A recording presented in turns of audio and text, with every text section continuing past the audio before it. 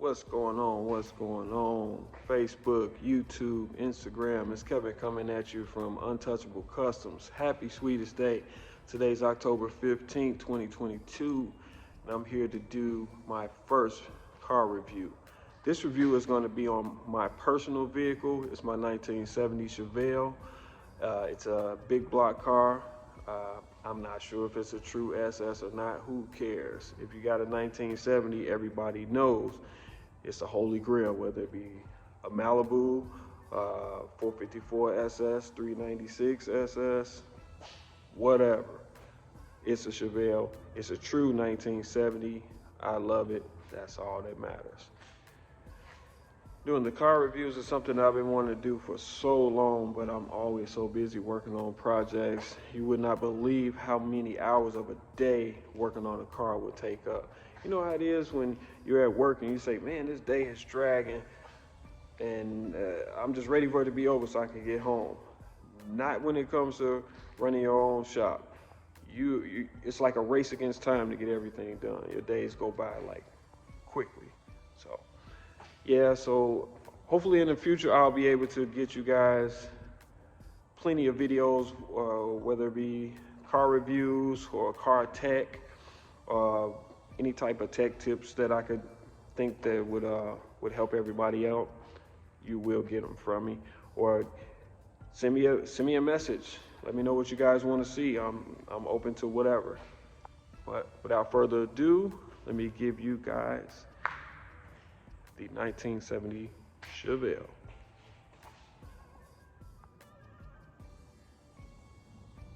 There it is.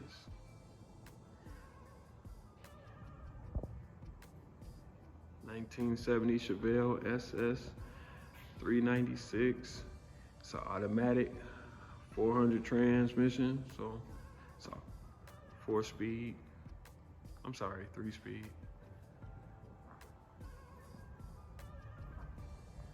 Yes, sir. Yes, sir. You gotta love a 1970. Everybody knows that when it comes to vehicle manufacturers, 1970 was just that year.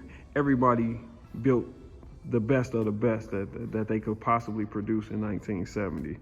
The Charger, the Chevelle, of course, the Buick GSX, even Cadillac, 1970 Coupe de Villes. 70 was the year. I don't know if they were just in competition for the, you know what? Of course, they're always in competition, but for some reason, 70 just was the year. And it'll like go down in history for all vehicle manufacturers. But check it out. So, like I said, this is a 396 car. It rides on a set of billet specialty wheels, 24-inch. No, it does not have wheel wood brakes on it, but there will be brakes going on it soon. Everybody asks me, oh man, what are you gonna do to it? What are you gonna do to it? I don't know. When I was looking for this car, I was thinking, man, I'm gonna customize my Chevelle. I'm gonna customize it, do all the things that I've always done in the past. But when you get something this nice, do I tear it apart and put all that custom stuff on it and take away a little bit of the value of it? That's the problem that I'm having. So I literally have just been driving this car and enjoying it. And it is a driver. Check out the interior. It is what it is. It's just a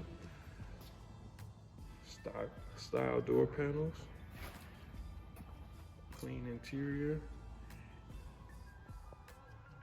Headliner's in good shape. This particular car came with the rally cluster.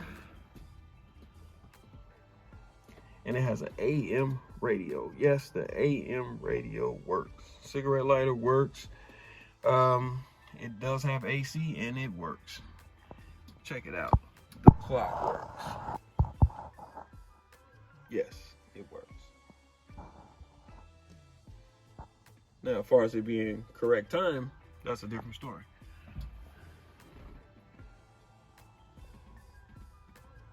Yeah. The horn does not work. That is the only issue with my vehicle.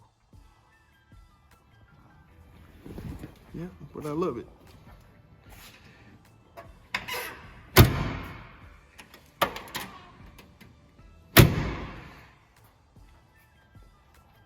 Sir, it has a 12-bolt rear end on it.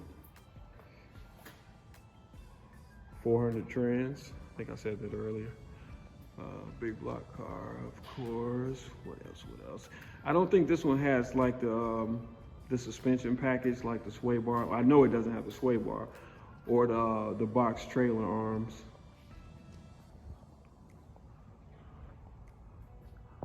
But I love it.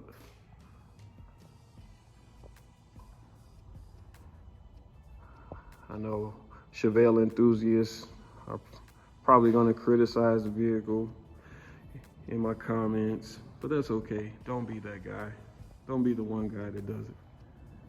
Just appreciate it for what it is.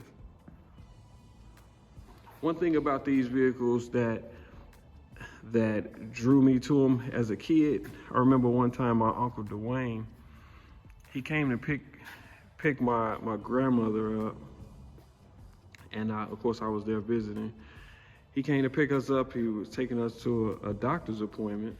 He was coming to take us to a doctor's appointment and, well, take her to a doctor's appointment. And of course, I was going. I was like 9 years old. And I'm just thinking we're going to jump in a regular car, nothing special. But he picked us up in a 1969 Chevelle, and my mind was blown. I was like, what is this? I'm used to riding in Toyota Camrys, Nissan Maxima. I think my father had a Maxima or a Beretta at the time. Everybody remembers that Beretta.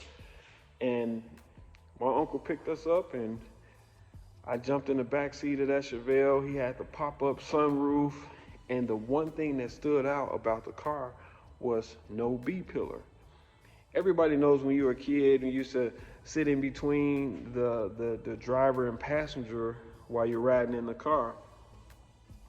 But on a car with no B-pillar, you can kind of sit on the passenger side, you know, on this side of the passenger, to the right of the passenger, and it's just wide open. I just love that. Let me show you what I'm talking about. Right here is just this portion right here. You let this window down. Get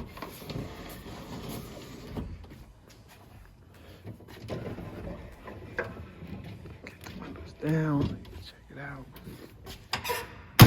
And it's just wide open. Nothing in the way. That just blew my mind because every car that I have been in, there was a window that you couldn't let down in the back, or there was something blocking you, but you literally can, like, it was almost that convertible feel, but you kind of get what I'm saying. Nothing like it. Right now we're going to put the vehicle on the lift, and I'm gonna show you guys how the undercarriage looks. So let's check it out.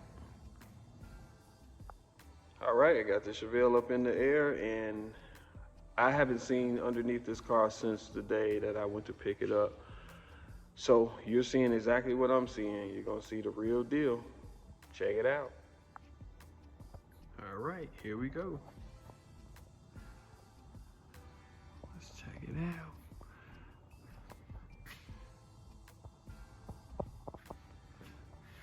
Nice solid frame. It's a little dusty, but it's nice. Let's give it a light.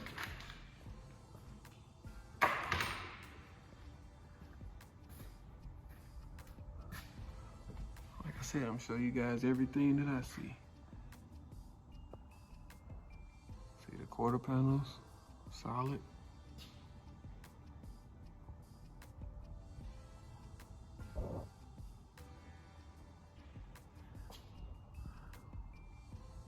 Bolt, nice and dusty. I've never seen those before, but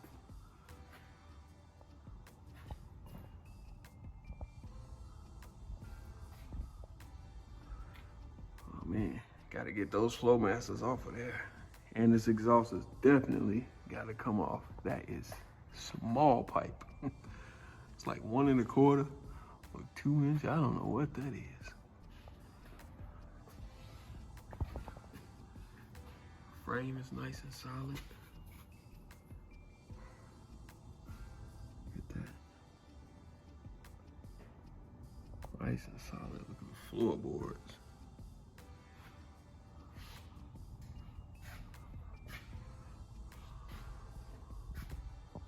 .400 trans.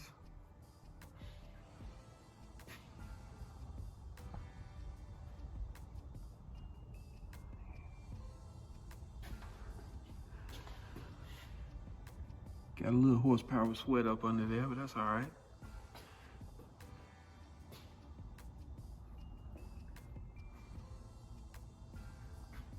Nice and solid.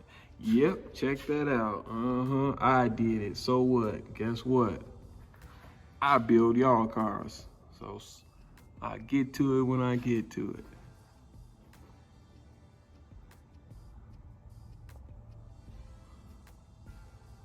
Yeah, nice, clean, super clean, solid body. As you can see, there is 0 rust on this floorboard and on the car.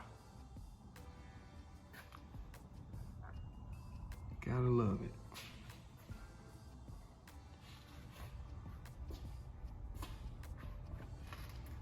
Gotta love it.